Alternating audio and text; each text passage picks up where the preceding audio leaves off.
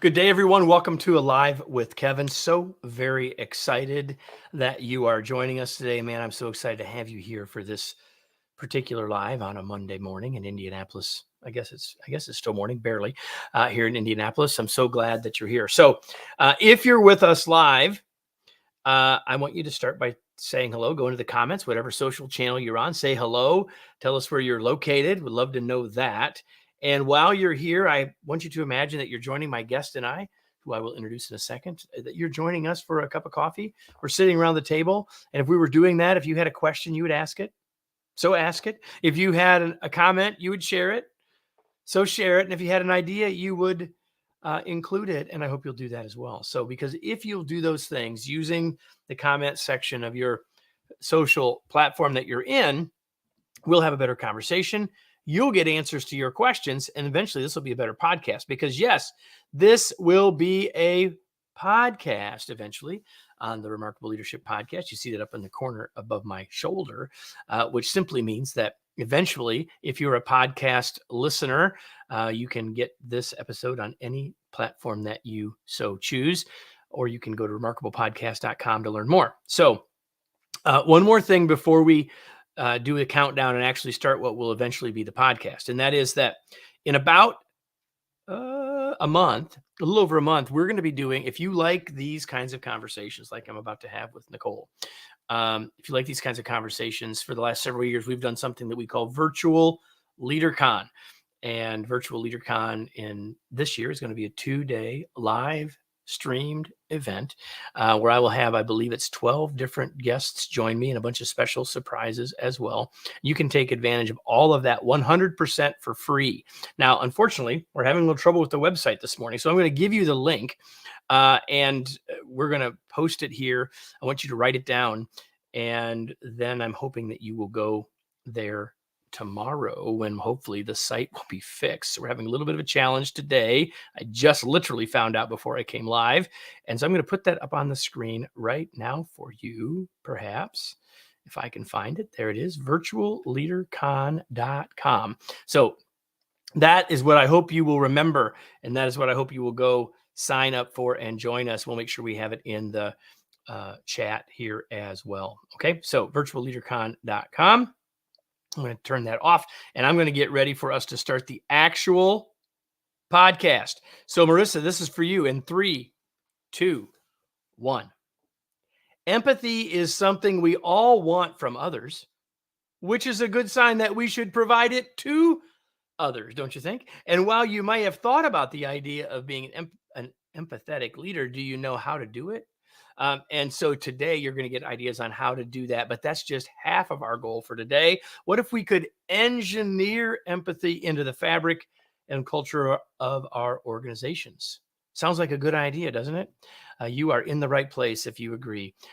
Welcome to another episode of the Remarkable Leadership Podcast, where we are helping leaders grow personally and professionally to lead more effectively and make a bigger difference for their teams, organizations, and the world. If you are listening to this podcast, you could be live for future episodes on your favorite social channel. You can get all of those information about all those future live episodes and therefore interact with us and see them sooner. Yeah, by joining our Facebook or LinkedIn groups. Just go to remarkablepodcast.com/Facebook or remarkablepodcast.com/LinkedIn to do that. Now, today's episode is brought to you by, as I mentioned before we started the podcast, by Virtual Leader Con. You can learn more about our 2-day Virtual Leader Con event, where I bring a number of, like, over a dozen experts to join me for interviews just like this one.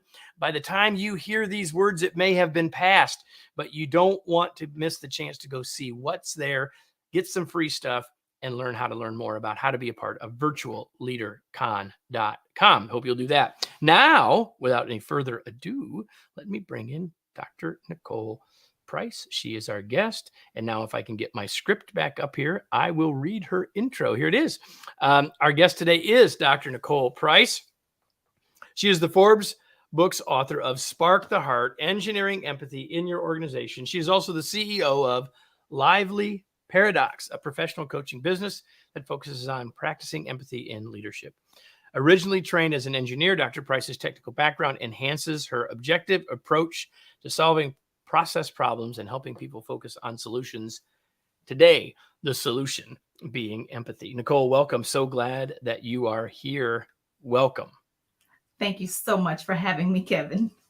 So here's the deal. No one gets on this show without me having a chance to look at their book. I mean, if they're an author. And so I make some decisions. We get lots more people that want to be on than we ever get on.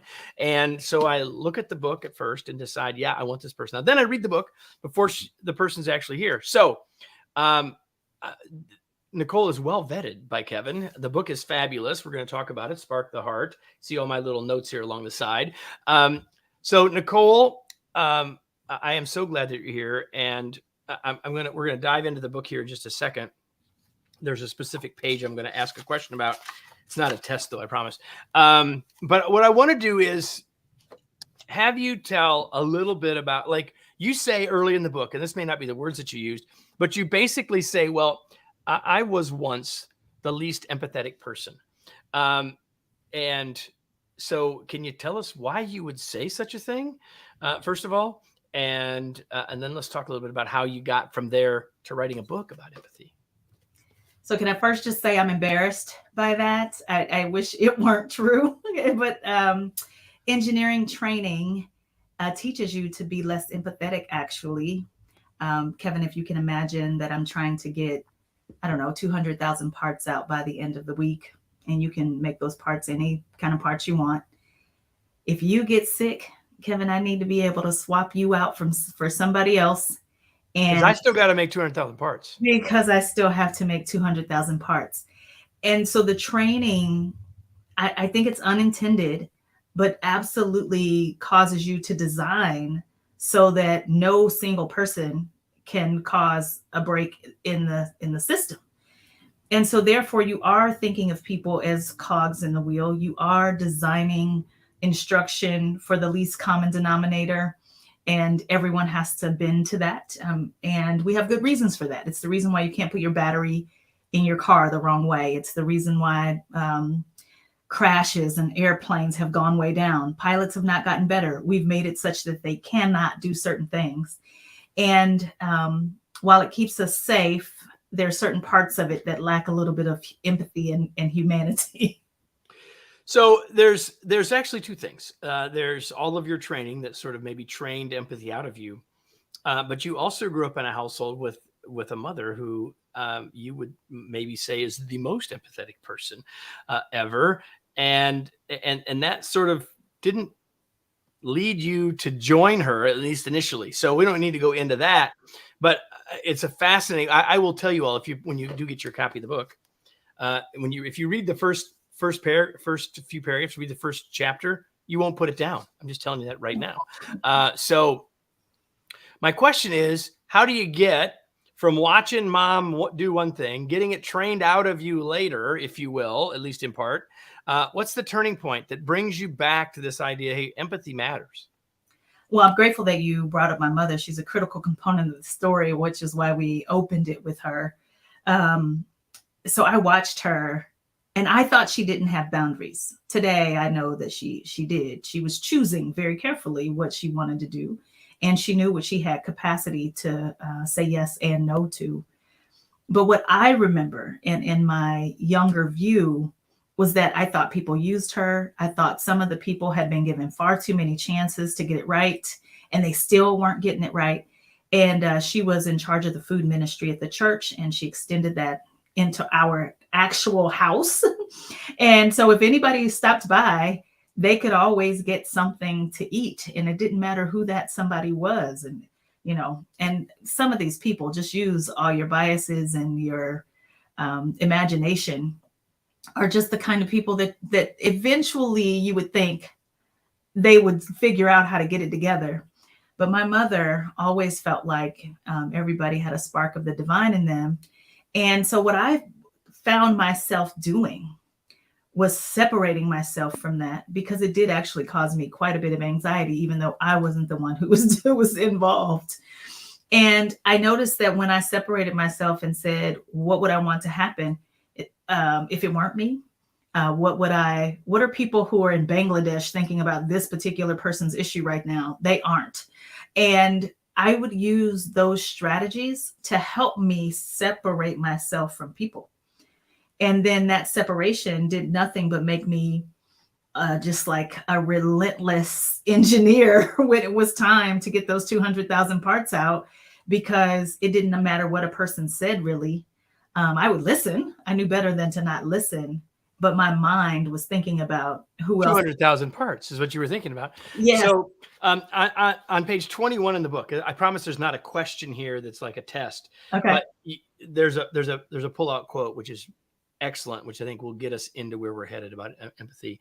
And it says, anytime anyone has ever tried to get someone to understand them, they were seeking empathy. And I said that at the beginning, like we all want it, right? We don't always provide it. So like, let's use that. Any comments you want to make about that statement, first of all?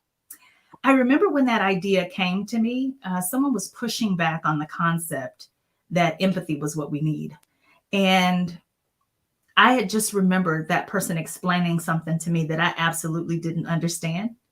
And I said, empathy cannot sit on this bed of hypocrisy that you're pushing down my throat right now. You just were trying to get me to understand XYZ just last week. And that's where that quote came from. When you are trying to invite someone into your way of thinking because they don't understand it, that is nothing more than trying to get them to empathize with you and your position. And if we can remember that, my hope is that then we will extend it to other people, recognizing that that's a hope. Okay, so that in part, I mean, we're going to get in. There's all different stuff about empathy we're going to get to before we're done. But if in part that is empathy, then what isn't empathy? Which is probably where we need to do before we get really in depth here. Like, what are maybe some of the misconceptions, or what do people think empathy is that it really isn't? Yeah, there are two that I want to cover. I cover quite a few in the book, but there's two that I get almost always. One is empathy is not necessarily kindness. When my mom passed away, many people stood up at her funeral and they talked about how she was just the nicest person ever. And you know what? I don't know that I would use the words nice or kind. I would use the word empathetic. She didn't necessarily make people feel comfortable. She was thinking about what she would need if she were in their position. And sometimes that meant discomfort. But everybody, if they're hungry, needs food. There's a difference in that. The other thing that I hear often is that empathy means agreement. Because people will say, so you want me to empathize with, and they always go to some of the world's most fringe thoughts and ideas. I can't agree with that, so I can't be empathetic. I can't empathetic. And I'm just, I'm like, I want you to empathize with Susie in accounting. I'm not trying to get you to empathize with someone who has a drastically different political view than you or something like that. Although I think there's space for empathy in that, in those arenas, we have to start in small ways, practicing, maybe even with our families, trying to understand each other. I do an exercise in one of my workshops around communication style and introversion and extroversion. And my goodness, you should see how much people don't understand each other just around how energy is expressed, whether it's internal or external. And when we were in the height of the COVID-19 pandemic, all of a sudden, we weren't in connection with each other. We're all in our individual homes and we're on Zooms, and there's a lot less talking and getting together. And very quickly, people with introverted leadership tendencies started to put those as maybe like a dominant way of communicating, instead of remembering that it's both extroversion and introversion that are both necessary for the world to go around. As soon as introverts were in a position of power, they started to wield that power in the same ways that extroversion had been wielded against them. And that's what I'm trying to tackle here. Right. So, okay, we're 10 minutes into our conversation here, and it's all sort of peacocks and roses, right? And you know, of course, empathy is awesome and it's fantastic, and everyone wants to be understood. Like we all agree with that. Mhm. Uh, but what's the business case? Is that, I mean, because really today, I said in the opening, we're going to talk about being more empathetic and tools for us to do that, but also like, how do we put this in our organizations? So for us as a leader, or to have an organization with greater empathy in general, like what's the business case? Why does this matter? Why should this matter to us, Nicole? I like to talk about healthcare. I'm biased towards healthcare for some reason. I'm not really sure what, but I think it might be because I think people in healthcare should be empathetic. And that's why I think maybe why that might be why. Who goes to the hospital or goes to see a healthcare institution if they're not in incredible need of someone understanding what position they're in physically to be able to help them in many cases? And the stat I like to talk about the most is if you have diabetes, the critical markers for whether or not you're getting well is your A1C number and your good cholesterol. Actually, if we can get your good cholesterol up and your A1C levels down, we can probably help your diabetes situation, keep your kidneys from failing, all the good things that keep us healthy and well. And most people would think that diet and exercise is directly tied to that. And I would say, yes, they are. And so is whether or not your physician is empathetic. There's almost a 20% difference for people with diabetes who have empathetic leaders than those who, empathetic physicians than those who don't, in terms of how well they respond to their treatment plan on good cholesterol and A1C level. Belief, encouragement, empathy, all those things, right? And it takes a physician to understand what your lifestyle is, what your stress levels are, what your discipline level is to be able to do things in order to be able to prescribe you something that will not only work, but that you'll do. Whereas Exactly. a non-empathetic physician is more likely to just give you, eat real food, mostly plants, not too much, move more, as we all need to do. And it wouldn't be differentiated and targeted. And the same is true for children in education. Empathetic teachers and leaders have better student outcomes. And for those of us who have ever worked for a leader who has lacked empathy, we generally, you already know, right? yeah, I don't have to tell you what the business case is. I'll just ask you, what was your personal employee engagement like during that time? Yeah. What was your engagement level like? What was your productivity like? What was your stress level like? We can go right on down the list, right? How much time did you waste talking about that leader versus to them about productive things? There you go. So in the book, a big piece of the book, big piece of the first half of the book, is you unpacking the different types of empathy. And we don't have time here to unpack all of them. But you talk about affective, cognitive, compassionate, somatic, and radical empathy. I want to definitely talk about radical. Okay. But is there another one before we get to radical empathy that you would want to say, hey, I think this is one that perhaps I feel led to talk about today, or I think that leaders really need to hear about? Pick one. Yeah, so I think cognitive or mental empathy would be the one I like to pick. But Kevin, it's not because I think it's the best one. It's because it's the one that's easiest to teach. When people think you can't learn empathy, the one they're thinking about probably is emotional or affective empathy. My ability to feel the emotions of other people. You don't have to be empathic to do that, but it does take a while to be able to build those muscles. But for me, Kevin, to hear you tell me about what your life is like, to have you describe it to me, if you and I work together, if I try hard enough, I can think about it. Let's say you tell me that you're frustrated by something. I can remember a time when I was frustrated and then try to imagine what you're thinking. And I can teach people to do that by just getting them to practice doing it. We just don't even practice doing it. Kevin, if you get frustrated with me, my natural tendency is to say, well, he shouldn't be frustrated.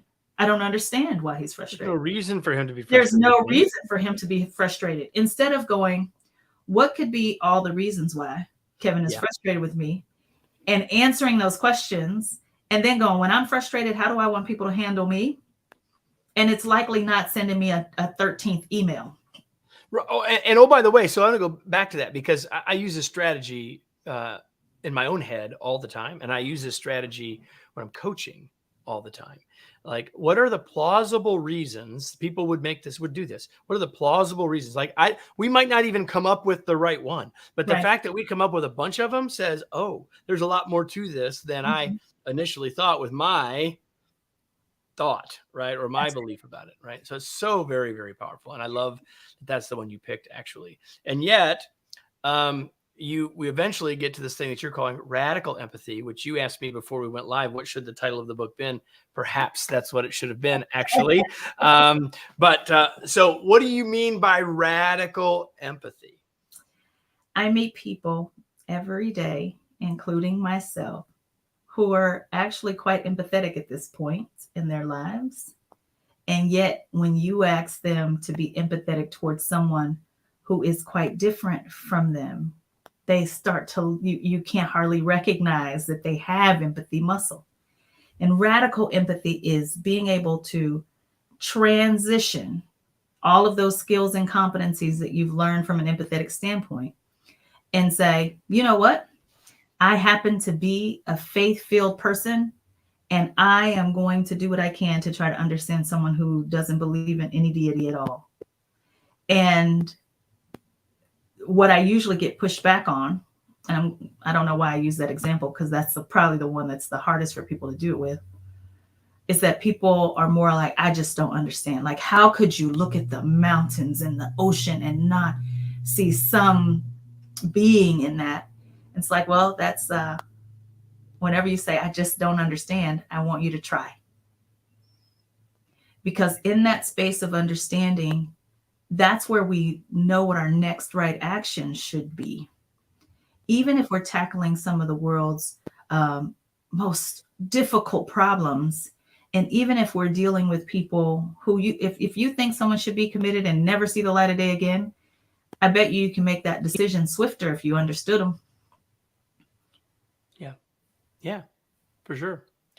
So we're talking about empathy. We're talking with Dr. Nicole Price. If you came in late, the author of the new book, Spark the Heart, Engineering Empathy in Your Organization, which is where I want to go next. Like, we could have a long conversation about empathy and how do we build those skills for ourselves, build the empathy muscle, as you just mentioned a second ago. And yet I promised at the outset and that we would, and even in the title, that we would go beyond that. So that's what I want to do now. I want to talk about, well, before we do that, even, like, I know we said earlier on a personal level why empathy matters, and we talked about the business case a little bit, but now we're talking about this sort of organizationally. And so I want to get at, how do we create this in our organizations? But again, I wanted to take, is there anything else besides that doctor-patient piece, leader-individual piece? Like, if we become a more empathetic organization, how will our organization and our mission benefit from that? You know, it's a question that I like to ask my clients. I don't like to answer it for them. I like for them to tell me, what do you think are the benefits to you, to your leadership team, to the person who's responsible for facilities and food service, if they understood every single stakeholder just a little better, understood what motivated them from an emotional standpoint, understood what they were thinking, feeling, and believing. When you see any kind of marketing success story, it is because they are empathetic to people. Yeah. And some of the world's most evil characters understand empathy. They use it for bad. They go, you know, let me figure out how to manipulate. This is using those same tactics, but having emotional intelligence and care and concern for people underneath it. And so, Kevin, I often will say, I'm just trying to talk to people who I feel like are better people than me, to get them to use some strategies that we know work to make their organizations better, which then in essence makes things better for people, which then makes our communities better. People are just stressed and taking it from all these different angles. And whose responsibility is it to at least decide we're going to try to fix it? And I even used to be one of those people who would say, that's HR. Like HR needs to worry about that kind of thing. Or, where's the employee assistance program? Like, where are those people? Like, if you came to my office with one of those things, man, I had my paperwork ready to get you out of my office and off to where you needed to be, because that was not my lane. I got 200,000 parts to make this. I have 200,000 parts to get out of here. I'm actually guessing that if people are still with us this far in, that they at some level get this point, right? That this is important. So the question is, if we want to sort of put this in our culture, if we want to engineer empathy in our organizations, what do we need to be doing? Other than hiring you, Nicole, what do we need to be doing? She goes, step one, hire me. But the next thing is, like, what do we need to be doing here? What can you give us a couple of pieces of advice to get us started? Interestingly enough, I don't think people need to hire me. I put the entire playbook in this book, right? They can just buy the book and follow the simple instructions. But what I will invite people to do is think about one policy that you have that you recognize is not fair to the people. For whatever reason, it could be, you could have created these policies for great reasons. And I know, Kevin, that I have a particular interest in bereavement policy. Like, I do not think it is fair. I don't think it centers people first. And I think we've got some work to do there. And I think it's pretty simple to implement. But I invite people to think about what policies they have in place that they know don't work for people. Let me give you a specific example. I was going to say, like, you can't just bust out that and then move on. So tell us a little more about that. Let me give you a specific example in schools, and then I'll give you another example in industry. In schools, children who are late to school consistently end up getting detention. And then if you get enough detentions, then you get suspended. And if you get enough suspensions, then you get expelled. What students are mostly going to be late to school consistently? The ones who most need to be there for lots of reasons, right? The ones who most need to be there, typically, not always, they happen to be impoverished. When you ask anybody what might make you late for school, if you happen to be impoverished, things like getting my utilities turned off, I might have to get another kid to school, I don't have a ride, we had a flat, any number of things. In rural communities, I had to do some farm work beforehand and I didn't get it done in time. And so I missed. All of these things are not reasons to further discipline a child. We've got to find a different way. And I think that different way looks different if you're in a urban school district versus a rural school district versus a suburban school district. But we have to find a better way. Do not further punish students who are already on the fringes of society being mistreated. So that's a school example. Now, I worked in manufacturing for years, and some of our employees had to be at work at 7:30 because the line started at 7:30. If some people were there at 7:35, we'd be having parts not going where they needed to go. Things would be piling up. We'd have waste of waiting. But can you tell me why the finance clerk needs to be there at 7:30? And if the policy is that the finance clerk has to be there at 7:30 because everybody else is there at 7:30, I need us to look at that. 100%. I need us to look at that, especially if, and this was my case, most of the people who are working in manufacturing, 28 years on average, don't have any little kids. Finance clerk has a little kid. Daycare doesn't open till 7. It's just. And the point is, it doesn't matter, right? This is the unintended consequence of policies. Right. That's why I love your question. And so people say, well, why hasn't she given us 41 things to try? No, this one thing. Pick a policy. No one writes policies to mess them up, but yet most of them are messed up when it's all said and done. And so the reality is, let's look at one now, and let's bring our team together. If you're a leader of a team, like, what's one thing that we're doing? May not even be a policy, but for us on our team, like, what's getting in our way that wasn't intended? Right. And I don't want people to think that I have any position about the use of marijuana. because I can think of positives and negatives about using marijuana. And when we do sobriety test at work, it's about whether or not a person is drunk in that moment. And if I smoked marijuana a month ago and I have an accident today, I'm going to test positive for marijuana. And most people's policies are going to fire me because I used marijuana a month ago. And my question would be, let's say this is a bus driver at a school district who hasn't used marijuana for a month. They clearly are not high.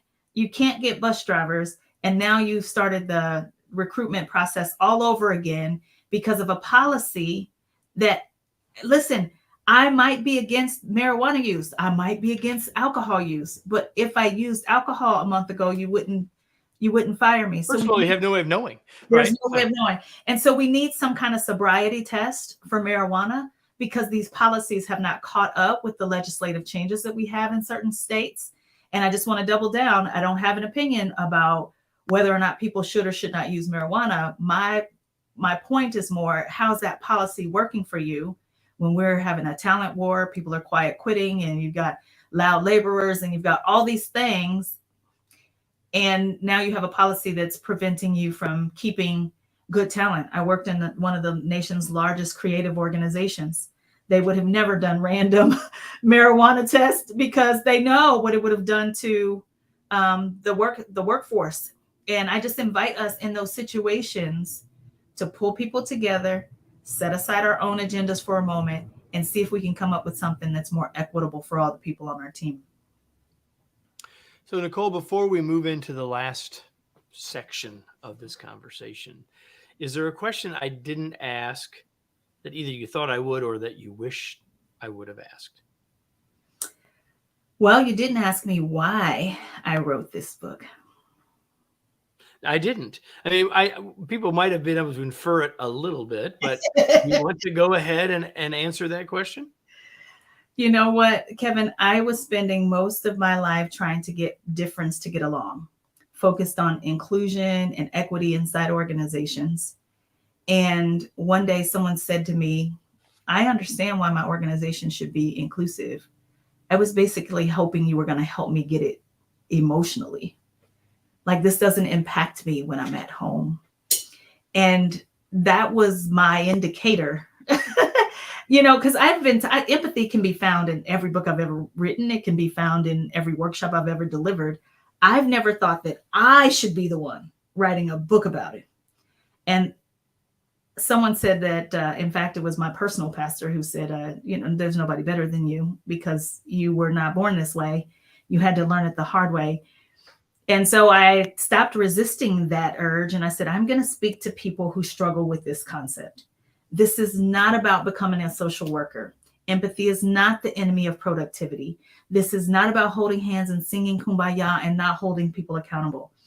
This is, I am going to be smarter and able to do all of those things because I'm empathetic. And that's why I wrote this book. I didn't see it in the landscape.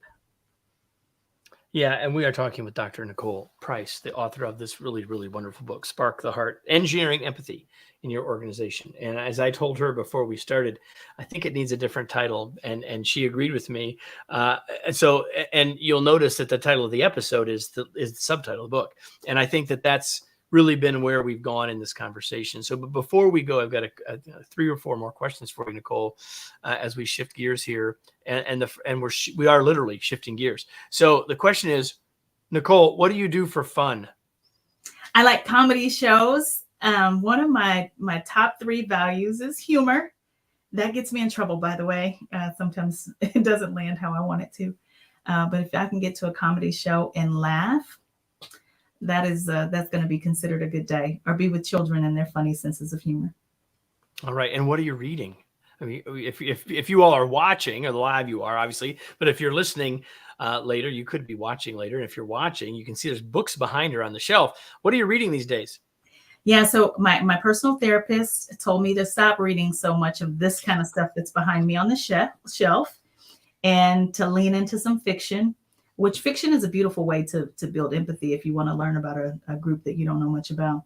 And so I am actually reading the series, The Children of Blood and Bone, right now. It's a fiction book, and it is an absolute page turner. And I'm learning a lot about decision making and courage and um, moving forward when you don't know if you can trust your team members, but you need to be successful. And it's a fiction book, and I love it. The Children of Blood and Bones. And so we will have the information about that in the show notes for you, everybody. So, Nicole, now the question you wanted me to be asking from the very beginning, like, where can we learn more? Where do you want to point people? How can they get connected with you? However you want to go with that. Yeah, so all my social channels, my handle is Dr. Nicole Price, and the website has the same name, drnicoleprice.com. And if you want to send me a personal email, you can send it to Nicole at drnicoleprice.com. It is really that simple. If you are interested in a workshop, well, you're like, I don't want to teach this to people, I want you to come and teach it to people, just change that to info at drnicoleprice.com. And we just finished our Empathy 14. Every year we do 14 days worth of empathy together. You can do it anytime though. And it's just simple little on-the-job exercises. It's not really difficult, that you can do for 2 weeks to help build your empathy muscle. And I invite you to join us on those if you want to. We'll do them next August 1st through the 14th. But if you're interested, it's laid out completely in the book each day. Right there in the back of the book. They certainly are. So now a question for all of you who are watching or listening, and that is, now what? What action will you take as a result of this conversation? Hopefully you found this useful, interesting, perhaps even inspiring. But nothing will matter unless you take some action, because nothing's going to change unless you do something. So the real question from this conversation is, what will you take from it? What will you do as a result? Answering that question, now what, is the single best thing you can do right now to take this from being something that you enjoyed and found interesting to have it being a way to impact your work and your life. And I hope that you will do exactly that. So, Nicole, thank you so much for being here. It was such a pleasure to have you. It really, truly was. And everybody, if you're here for the first time, I hope it's not the last time. And if you're not here the first time, you know that we're here every week. So I hope you'll come back and join us on the Remarkable Leadership Podcast, wherever you happen to listen to them. And if you love what you've experienced here, then I want you to strongly consider going to virtualleadercon.com to learn more about what we're doing there. This year, it will just have passed if you're listening to the podcast when it first comes out. But whenever you're listening, you can always go to virtualleadercon.com to get some free stuff and see all about what we're doing, how we're helping leaders around the world by bringing them the very best leadership thought leaders in a virtual way. And you can even get the recordings of past events. Hope you'll do that, virtualleadercon.com. Hope you come back here for another episode of the Remarkable Leadership Podcast, because we're here every week. And we hope you'll be back with us next week. Thanks, everybody.